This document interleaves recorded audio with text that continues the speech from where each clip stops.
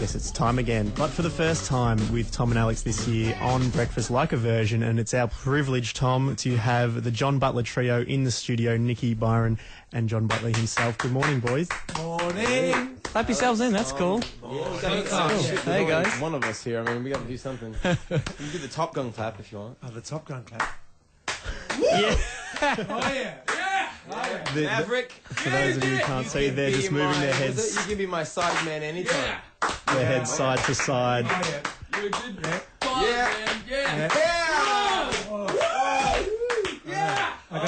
I got distortion in the can. Thanks for coming in, guys. Really appreciate it. That's all we got time for. You're listening to Triple J. So how are you guys going? You're working on a new album or about to release a new album.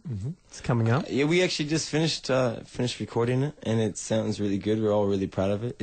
It's the bomb, and we just want everybody to hear it now. So we're just getting the master back today, and yeah, that's where we're at. We've been playing lots of live gigs, having a ball, taking the piss out of pretty much anything we possibly can, and having a good time. It's called April Uprising, and just remind people why it was called that. You popped into Breggy last year to explain why did you call it that? I went to Bulgaria last year to kind of look into my lineage a little bit, and found out that my great-great-grandfather came from this town called Koprivnica and fought in an uprising called the April Uprising against the oppressive regime at the time, and back in 1875. And so that's where the name came from, and we started touring with it for a name for the album because there was so much kind of revolutionary kind of spirit on the album.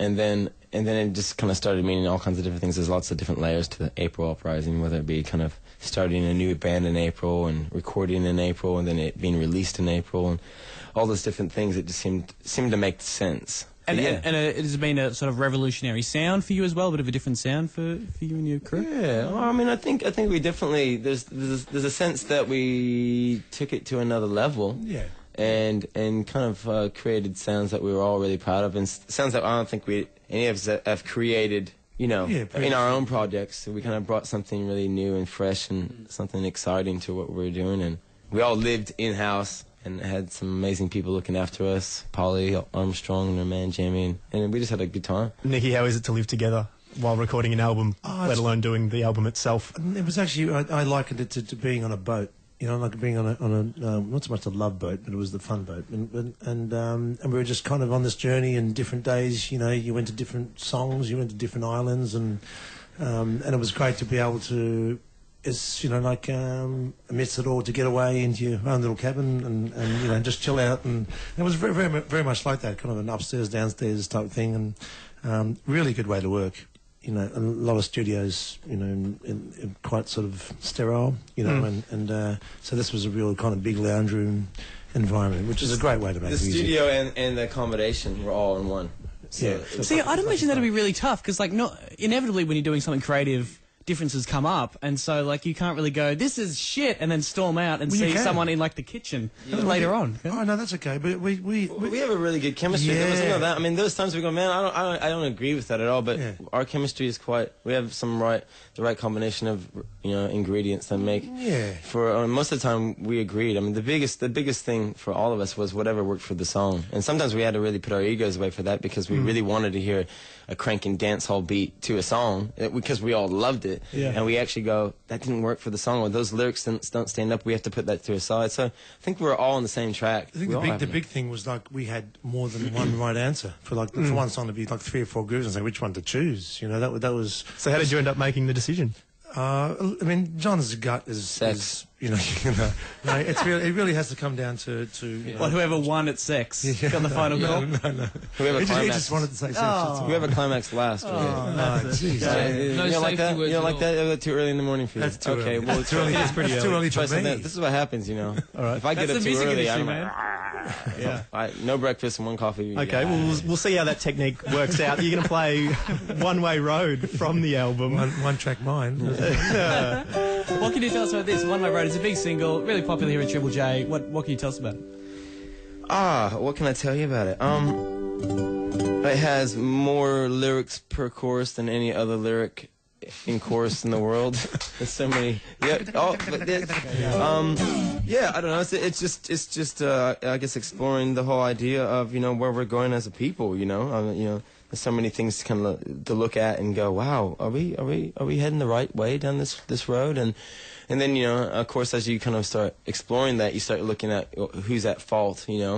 Is it the government? Is it business? Is it you know, people in the middle of government and business? Is it us? Is it me? Yeah, is it ever that tricky? Because, I mean, you do write some politically motivated stuff, you know, often just out of that, just by the nature of doing that kind of work, a criticism will be levelled at you of being preachy or something like that. Yeah, you're right. Are you ever conscious of that when you're writing, or do you ever worry about those kind of things? I just try to write it from my point of view. I don't try to write it from the pedestal or some kind of soapbox, you know. I mean, these are just the things that kind of capture me, you know. I find it really hard not to actually be somewhat intrigued by the whole thing. It's only the world we live in, and it's only... I'm only talking about common sense. I wouldn't really say it's politics or, you know, any of that. I mean, that's kind of what happens with these things, you know, these simple things like air and freedom and like respect. They all get politicized into these like categories, and then it's like, hey man, what are you trying to say? Man, come on, I don't know if you should be talking about that. Are you a professional? It's like, fuck off. I'm a human being. I live on this planet. This planet's kind of, you know, in turmoil and at the same time very inspiring. And I feel like talking about it. It's goddamn my right to talk about it, and I will. And, you know, it's just how I feel about it. I'm not saying how everybody else should feel about it. I'm just trying to say how I feel about it. So that's kind of where I come from. It's kind of just hard to ignore it. With everything that's going on, it's kind of hard to kind of just talk about, you know, how beautiful my bottom is. It's a damn good bottom, I'll be honest. At the best of times. And it's on Triple J this morning. You're with Tom and Alex. This is Leica version, the first Leica version for 2010, and we're very lucky to have the John Butler Trio And his bottom. in the studio, and the bottom as well. The John Bottom Trio. Damn right. The Soggy Bottom Boys. Damn right. Well, here it is on Triple J this morning with Tom and Alex, One Way Road. This is the John Butler Trio.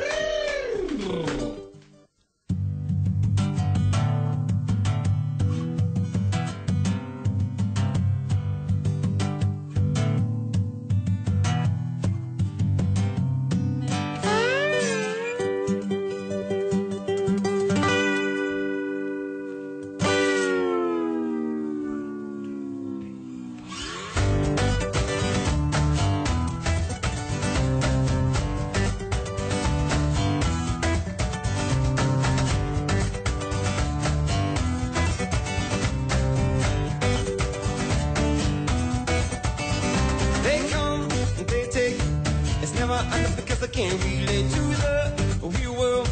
And thinking that there was a just for the pearl they start. Those words, the one on the land, sea and all the stars they right. Those wrongs, they change your history with the bosom folk tongue. Alright, who's they?